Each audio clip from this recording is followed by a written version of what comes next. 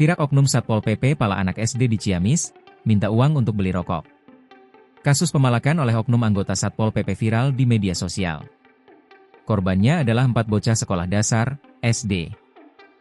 Peristiwa tersebut terjadi di Desa Kalijaya, Kecamatan Banjaranyar, Kabupaten Ciamis, pada Minggu, 28 September 2025, siang. Sementara itu, pelakunya adalah oknum Satpol PP Kabupaten Pangandaran berinisial A. Para bocah SD tersebut dipalak dan dimintai rokok hingga ketakutan. Bocah-bocah itu ketakutan dan memutuskan pulang ke rumah karena tidak memiliki uang. Peristiwa pemalakan tersebut terekam dalam video yang diambil oleh keluarga korban.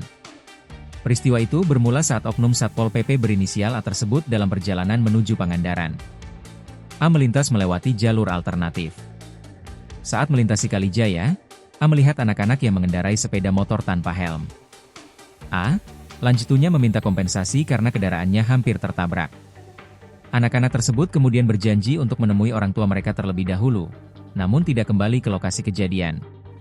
A kemudian menyusul ke rumah salah satu korban.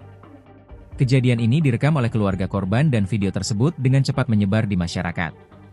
Dilansir dari Tribun Jabar, warga yang merasa perlu klarifikasi mengenai status A sebagai anggota Satpol PP Pangandaran mendatangi kantor Satpol PP pada malam hari kejadian.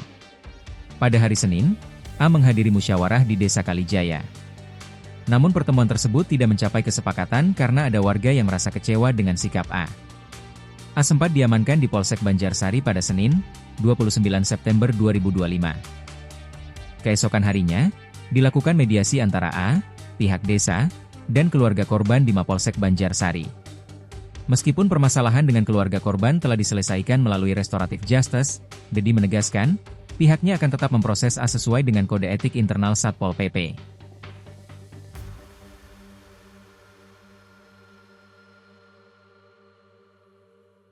Download Tribun X sekarang, menghadirkan lokal menjadi Indonesia.